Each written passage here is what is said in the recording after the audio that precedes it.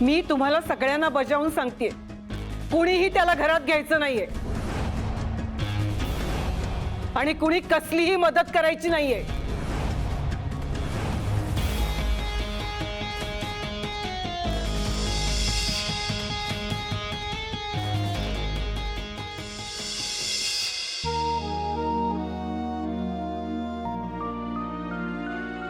आदिती, माफ कर ग आम्हाला, आम्ही खूप चुकीचं वागलो ग तुझ्याशी। माझी तर माफी मागायची पण हिम्मत होत नाहीये। माझ्याचमुळे त्रास झाला तुला। मीच सिद्धूचं ऐकून कसलाही विचार न करता सगळ्यांना सांगितलं। जमलं तर मला माफ करा देते। सॉरी अदिती।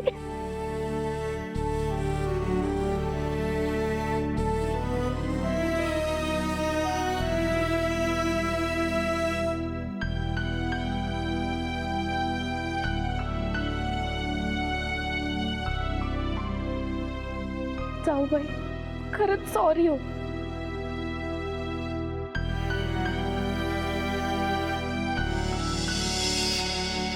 आम्ही जे तुझ्याशी वागलो ना ते सगळं विसरून जा ना प्लीज। सॉरी अदिती।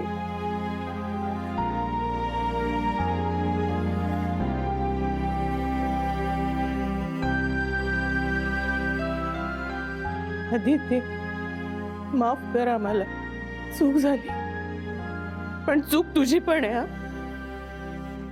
काय गरज होती सिद्धूसाठी असं वागायची? मी 1000 वेळा विचारलं होतं तुला, का नाही बोललीस मला?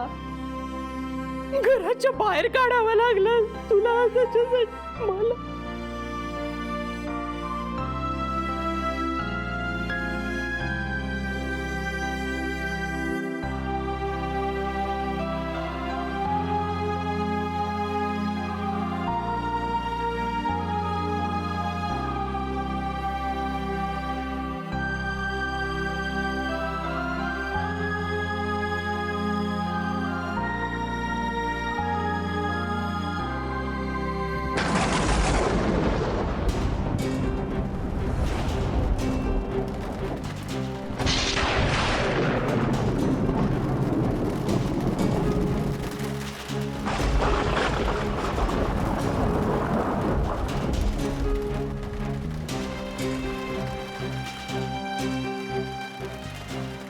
अवकाळी पाऊस, सगळंच अनएक्सपेक्टेडली घडते आयुष्यात। हाव, कळी पाऊस। सेठ,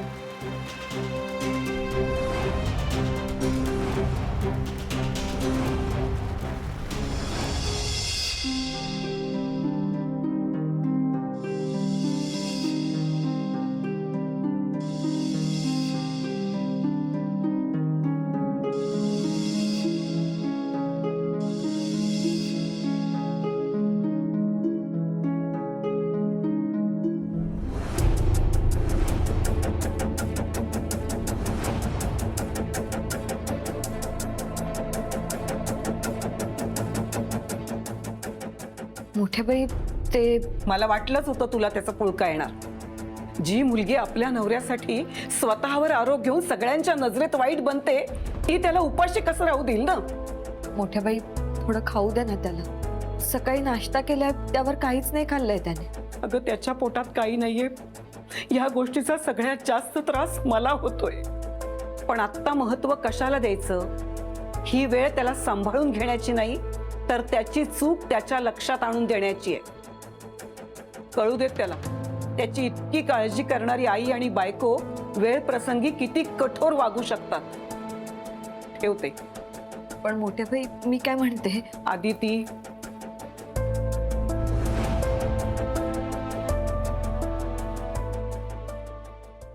तुम्हाला कशाला एवढ्या चौकशा? आमच्या घरात काही कधी भांडणं होऊ शकत नाहीत? होऊ शकतात ना, तेच तर विचारते, काय झालं भांडण? आमच्या घरातला वाद आहे, आम्ही तुम्हाला कशाला सांगू? घरातला वाद आहे ना, मुलाला बाहेर काढल्यानंतर चर्चा तर होणारच ना। हो ना, आत्ता कळलं नाही काय झालं तर बाहेर काय सांगणार आम्ही लोकांना? तुम्ही कशाला सांगताय? जे काही सांगायचंय ना ते आमचं आम्ही सांगू. हा, पण आता आम्ही विचारतोय ना, तर आता आम्हाला तरी सांगा.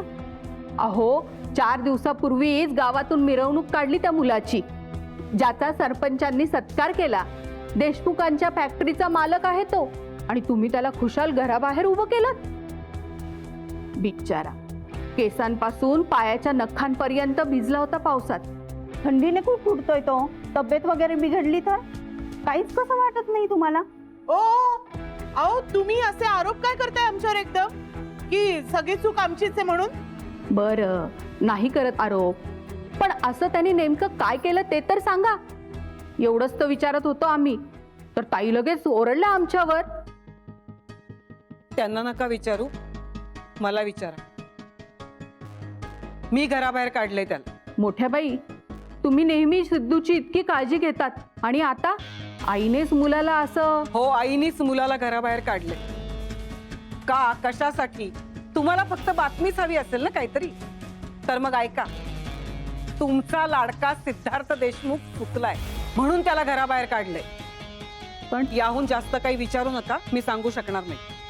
हे बघा, ही आमच्या घरातली गोष्ट आहे, आम्ही आमचं बघून घेऊ. नानी, मी नाही काही सांगितलं मोठ्या बाई, उलट त्याच मला विचारत होत्या. मी तुला तसं काही म्हणाले का? कारण मला माहिती आहे या सगळं हे का विचारतायत आणि यांना कुणी असं विचारायला पाठवलंय.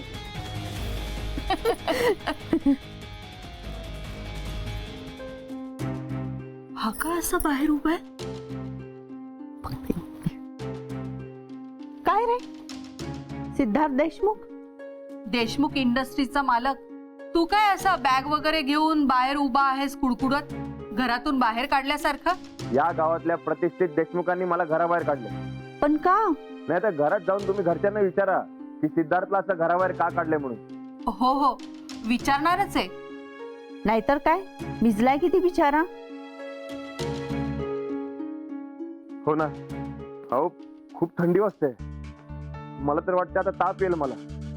पण तुम्ही नक्की विचारा. जा तुम्ही आता. हो. खुशाल त्याला पावसात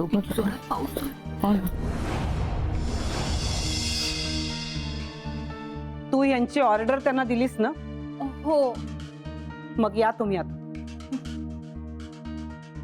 काय बायका आहे ना, आपण विचारलं तर सांगतही नाही. मोठ्या बाई, त्याला नका हो असं बाहेर उभं ठेवू. त्याला आत घेऊयात आणि बोलून प्रकरण मिटवून टाकूया. मुद्दाम करतोय हा सगळं. दुसरं काहीही कारण सांगू शकला असता तो, पण नाही.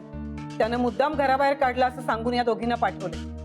इतके दिवस आपल्याशी खोटं बोलत होता आणि आता या दोघींशी खरं बोलायचा पुळका आला याला. आणि का घराबाहेर काढलं हे कारण नाही सांगितलं त्यांनी. म्हणजे ते आपल्याला विचारायला येतील आणि सगळ्या गावात कळेल या भीतीनं आपण त्याला घरात घेऊ.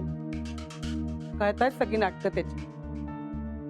पण मी पुन्हा एकदा सांगते, कुणीही त्याला मदत करायची नाहीये. मला पण बघायचंय किती काळ असा उभा राहतोय ते.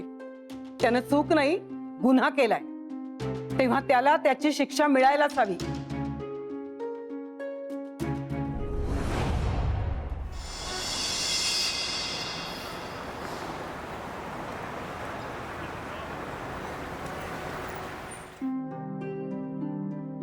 हे सगळं काय चाललंय मिलिंद? तू काय ठरवलं होतंस आणि हे काय घडलंय? आपण मुंबईला गेलो तेव्हाच माझा प्लॅन संपला होता. नंतर ह्या मूर्खाने स्वतःच डोकं चालवलं आणि आता हा मूर्खपणा केला. इथे तो आपल्या मुलीला त्रास देत होता हे आपल्याला माहित सुद्धा नाही. पण तूच म्हणाला होतास ना की अदिती US ला जायला तयार झालीये म्हणून. हो, ह्याने मला सांगितलं होतं आदिती स्वतःहून अमेरिकेला जायला तयार आहे. पण इथे तिच्यावर प्रेशर आणून तिला तयार केलं आणि हे सगळं करायला सांगितलंय. ह्याच्यात ना घरच्यांना अमेरिकेचं सांगायची हिंमत नाहीये, म्हणून घरच्यांच्या नजरेतून तिने आपल्या मुलीला पाडलं. महालक्ष्मी, हा सिद्धार्थ वाटतो तितका भोळा नाहीये. आपण ह्याच्या खांद्यावर बंदूक ठेवून आपल्याला जे हवं होतं ना ते मिळवण्याचा प्रयत्न करत होतो, आणि हा आपल्या मुलीच्या खांद्यावर बंदूक ठेवतोय. म्हणजे उद्या तुझा प्लॅन सक्सेसफुल झाला असता तरी याने खापर अदितीच्याच माथ्यावर फोडलं असतं. हो, आणि हा सगळ्यांच्या नजरेत चांगला झाला असता. इथे आधी ती सहन करत राहिली असती, सगळं कुणाला काही बोलली नसती तर आपल्याला काही कळलं सुद्धा नसतं. महालक्ष्मी तुझ्यापेक्षा जास्त नाटकी आणि कारस्थानी निघाला. Actually Milind what? आता हा इथे ह्या घराच्या बाहेर उभा आहे, हे सुद्धा नाटक आहे की हा खरंच त्याच्या स्वप्नांना घेऊन ठामपणे उभा आहे तेच कळत नाहीये. हे बघ, बाकी काही असू दे, पण ह्यानी आपल्या मुलीला प्रचंड त्रास दिलाय, त्यामुळे याला आता कुठलीही मदत करायची नाहीयेस. जाऊ बाई,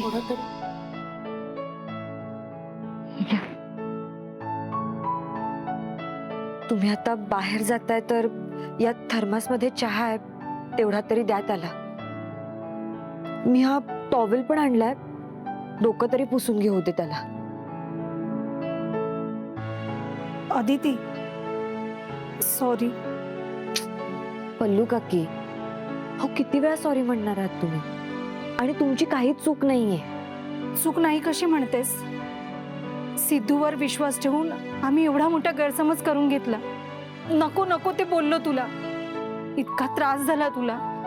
सिद्धूमुळे तुला इतक्या सगळ्यांच्या नजरेत वाईट व्हावं लागलं, आणि तरी पण तू त्याची काळजी करतेस. हो ना, आम्हाला तर कळतच नाही. आम्ही सिद्धूची काळजी करतोय, त्याची मदत करतोय, हे चुकीचं करतोय की बरोबर करतोय? चुकीचंच आहे. काही गरज नाहीये त्याला मदत करायची. मोठ्या बाईंनी आहे ना बरोबर शिक्षा दिली आहे त्याला. आधी मला सुद्धा दया आली होती त्याची, पण पाहताय ना कसं वागतोय ते. मुद्दाम गावभर चर्चा व्हावी म्हणून मगाशी त्या बायकांना काय सांगितलं, मला घराबाहेर काढलं.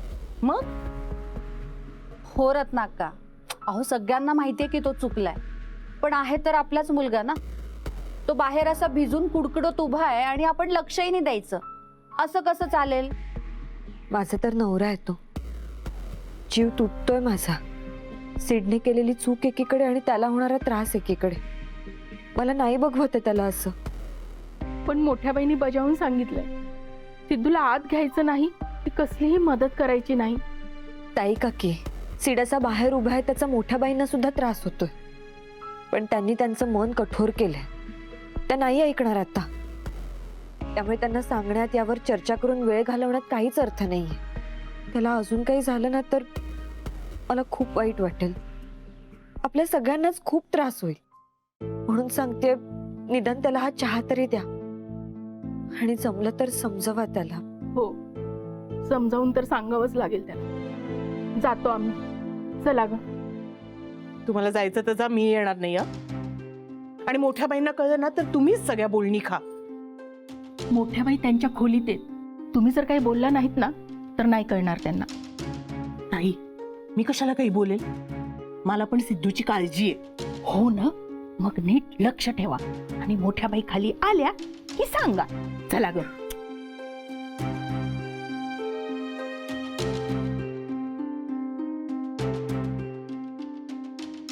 अदिती, आपण इतकी काळजी करतोय सिद्धूची, पण तो आपलं प्रेम गृहीत धरेल. मला आता या सगळ्या गोष्टींचा विचार नाही करायचा. माझ्यासाठी आता सीटची तब्येत जास्त महत्वाची.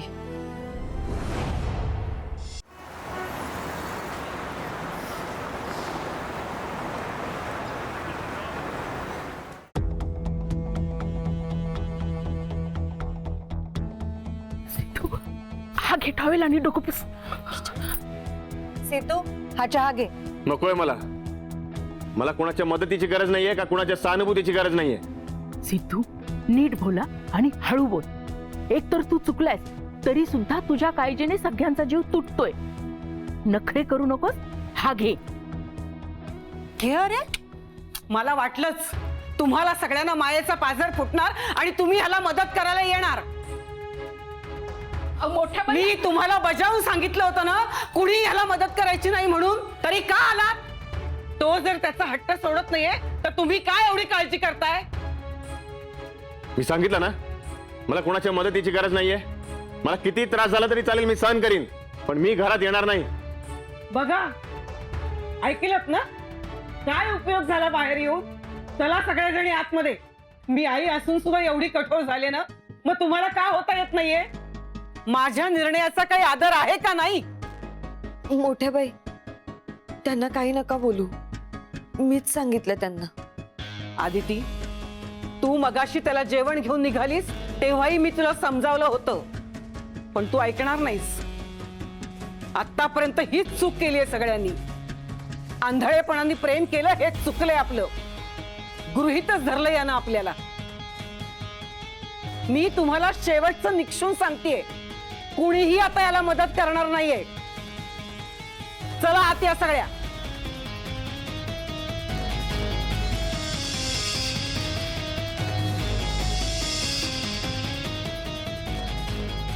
कळू देत त्याला आपली किंमत. कळू देत अख्ख्या गावाला. काही फरक पडत नाही म्हणावं. जा दवंडी पीठ सगळ्या गावात. पण मी तुला परत एकदा सांगतेय, मी तुला घरात घेणार नाही काही झालं तरी.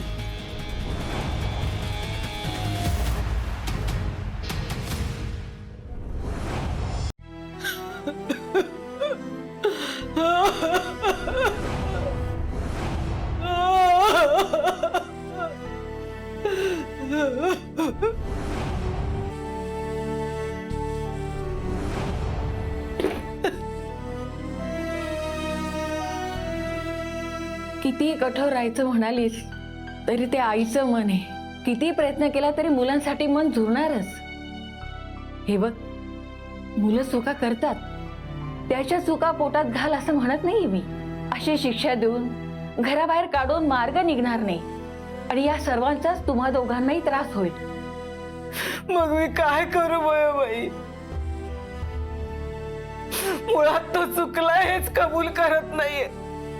एवढं सगळं करून त्याला काहीच कसं वाटत नाहीये. मोठ्या बाई, सेठने माफी मागितली तर माफ कराल त्याला? तुला वाटतं तो माफी मागेल असं? मागेल. मी बोलते त्याच्याशी. मोठ्या बाई, सेठ दाखवत नसला तरी सुद्धा त्याला पण त्रास होत असणार. मी समजावते त्याला म्हणते माफी माग सगळ्यांची. आपण बोलून मार्ग काढू काहीतरी. मोठे बाई, सेठ आहे ना सध्या थोडा भरकटलाय. त्याला तुमची, या गावाची, या घराची खूप ओढ आहे माहितीये मला. तो तुमच्या आठवणीत इमोशनल झालेलं बघितलंय मी त्याला समजेल त्याची चूक. एक चान्स देऊया त्याला प्लीज. थँक्यू मोठ्या बाई.